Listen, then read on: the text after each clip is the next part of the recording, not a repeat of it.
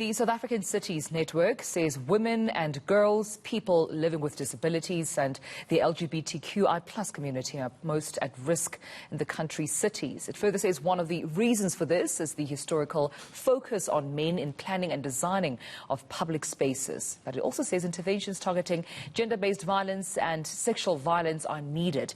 So let's discuss this even further with the network researcher, Spelele Ngobesa, who speaks to us from right here in Johannesburg. Ms. Ngobesa, thank you so much for your time.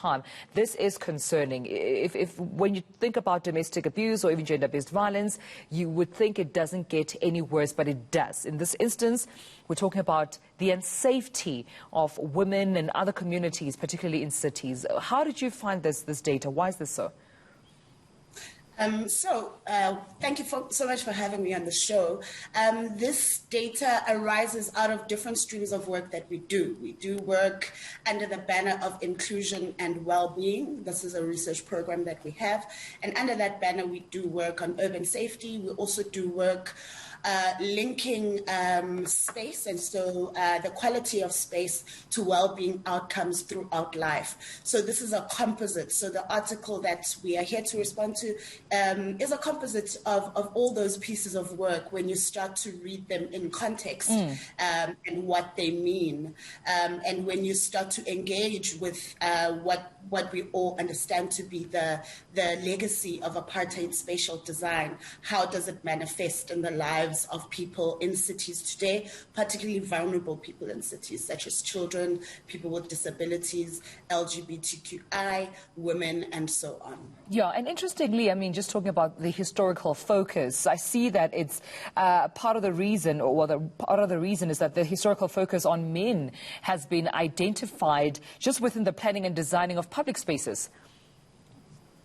Of course, I think this has been a challenge the world over, but it's more acutely felt in South Africa. As I've mentioned, we've got to grapple with the spatial legacy of apartheid, and we need to start to grapple with apartheid also as a facet of patriarchal violence, how it manifests in our spaces, in our public spaces, and really think about how space. It's not just about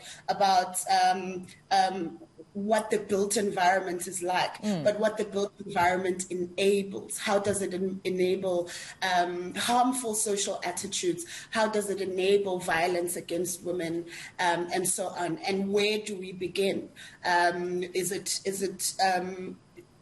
Do we toggle with planning, strategies, and implementation, or is it at the level of policy that we need to start to address the multiple exclusions and deprivations that are faced by vulnerable people in cities? And might I add, also migrants fall under the banner of the vulnerable in cities. So how do we plan our cities so that they are more inclusive, so that they enable and allow these different classes of urban citizen to really what we call reap the benefit of living in cities? As we understand, cities are drivers of sustainable development.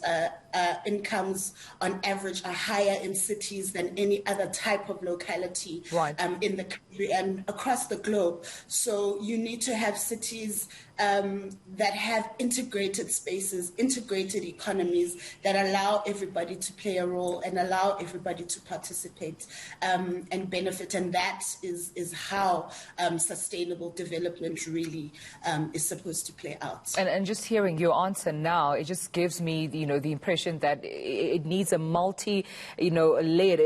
I mean, this issue is so complex that multiple stakeholders need to come to party to ensure that the interventions are effective. But thank you so much for talking to us, Spelele Ngobesa.